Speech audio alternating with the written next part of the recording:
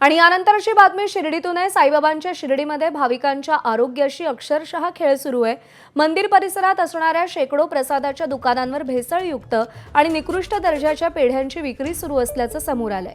दररोज हजारो तर वर्षाकाठी करोडो भाविक साईबाबांच्या दर्शनासाठी शिर्डीत येतात।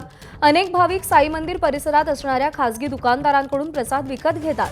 मात्र या दुकानांमध्ये विकल्या जाणाऱ्या पेढा प्रसादावर पॅकेजिंग आणि एक्सपायरी डेट तसंच हा पेढा नेमका कुठे आणि कोण बनवतो याबाबतचा उल्लेख नसल्याचा धक्कादायक प्रकार समोर आलाय। दरम्यान प्रसादाच्या नावाखाली साई भक्तांच्या आरोग्याशी खेळ सुरू असून शिर्डी नगरपालिकेसह अन्न व औषध प्रशासनाचं याकडे साफ दुर्लक्ष झालंय। निकृष्ट दर्जाच्या पेढ्यांमुळे साई भक्तांमध्ये तीव्र नाराजी असून श्रद्धेच्या नावाखाली भाविकांच्या आरोग्याशी खेळ सुरू आहे आणि हा थांबवणार तरी कधी असा सवाल उपस्थित होतोय।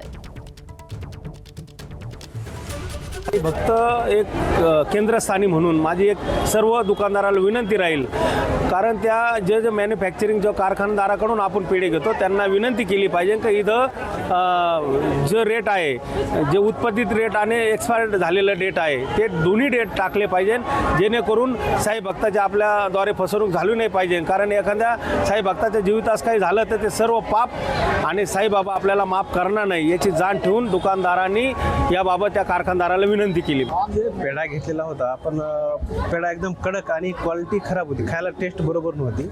त्याच्यावरून वाटतं की खूप जुना पेढा असा, क्वालिटी नसा। आम्ही बाहेर त्या दुरून दुरून दर्शनासाठी येतो, तर चांगल्या क्वालिटीचा आम्हाला पेढा मिळाला पाहिजे हेच आमची मागणी राहील। आणि जे कोणी असे दुकानदार आहेत त्यांनी असे खराब पेढे वापरू नये एवढीच आमची मागणी। प्रशासनाला एकच मागणी, तो कडक पेढा राहतो ना त्याची एक्सपायर डेट देत नाही वाकटीवर, खूप कडक राहते, वरून सफेद कलरचा डाग पण असतो बुरशी सारखं।